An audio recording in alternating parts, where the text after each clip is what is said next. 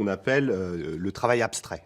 Le travail abstrait, c'est-à-dire du travail indéterminé, du travail interchangeable, du travail sans qualité.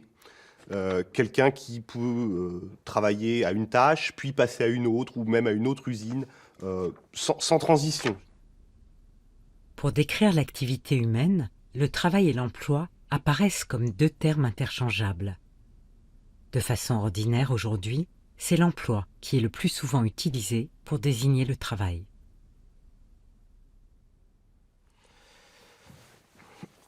Travail et emploi renvoient à deux conceptions qui ne sont pas identiques, me semble-t-il.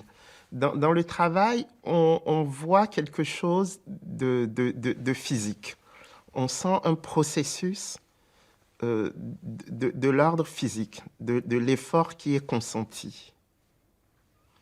Dans l'emploi, il y a déjà une forme d'institutionnalisation du process de travail. La preuve en est qu'on dit souvent que le chômage est une invention. L'emploi, c'est un échange entre je renonce à toute liberté, à toute prise sur ce que je vais faire, et en échange, j'ai une sécurité économique et physique minimale ou optimale.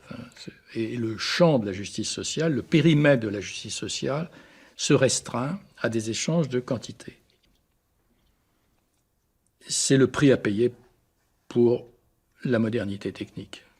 Il y a une science de l'organisation du travail qui nous oblige à traiter les êtres humains comme des rouages et donc à les priver de l'expérience du sens dans ce qu'ils font.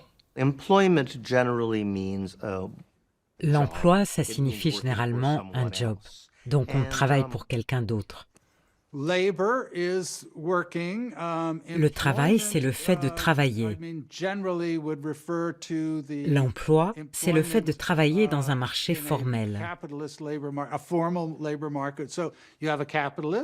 Il y a un capitaliste, il y a un travailleur, il y a un accord professionnel formel selon lequel le travailleur va travailler 8 heures pour un salaire donné. Vendre des boîtes d'allumettes dans la rue, c'est du travail, ce n'est pas de l'emploi. Ce que l'on veut, c'est avoir un emploi. Voilà. Et on se préoccupe moins de la question travail. On veut, pour être dans la société, pour avoir des revenus, parce qu'on est stigmatisé lorsqu'on n'a pas d'emploi, eh bien, on cherche à avoir un emploi en oubliant la dimension travail, ce que peut être la signification du travail que l'on effectue, ou bien les conditions de travail dans lesquelles on va réaliser cette relation d'emploi. La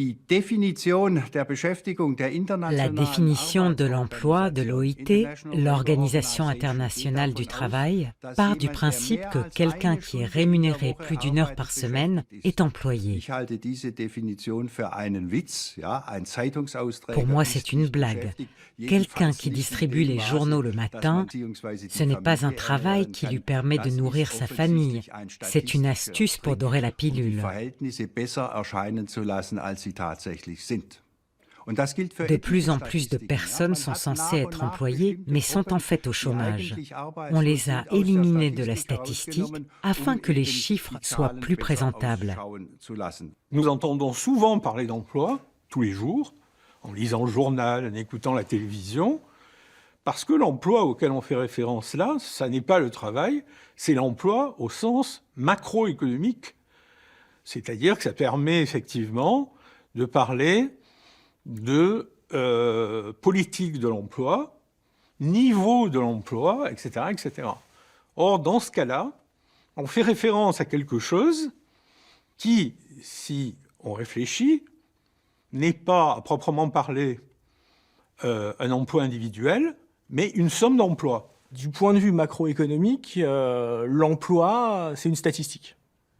C'est le nombre de personnes qui, à un moment donné du temps, occupent une position, ont effectué un travail sur une période de temps donnée, par exemple.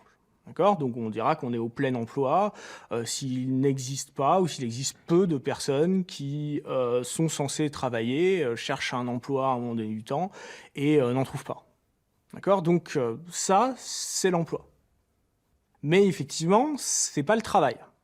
Il y a cette inversion lexicale comme un symptôme du déni qu'opère le discours de la théorie économique, le discours de la science économique.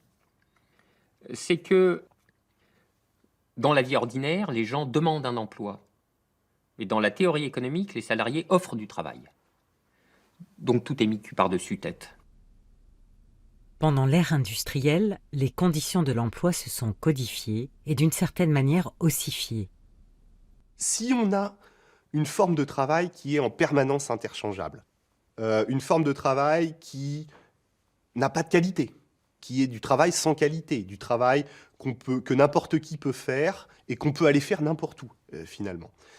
Il semblerait que ce travail-là, ça correspondait bien au temps industriel. Ça correspondait bien à une période qui va, je ne sais pas, disons du début du 19e siècle peut-être jusqu'aux années 1900, 1960. Au moment où on va avoir à la fois une production et une consommation de masse. Et puis, on a eu tout un discours à partir des années 1970 autour de la différenciation du produit. C'est-à-dire qu'on ne va plus produire des 2 chevaux grises en série avec toutes les mêmes options, mais tout un tas de produits qui vont être différenciés en fonction des goûts du consommateur. Et que ça va amener également la différenciation des tâches de l'ouvrier. L'ouvrier va pouvoir être plus polyvalent. C'est-à-dire que les ouvriers vont pouvoir changer de tâche, on va avoir des contrôles de qualité, on va remonter la chaîne du travail, etc. Et puis, avec l'arrivée des nouvelles technologies dans les années 80-90, on a encore un discours autour du travail qui se requalifie, au sens où on va avoir besoin de personnes très hautement qualifiées qui vont pouvoir appliquer leurs compétences à des outils complexes.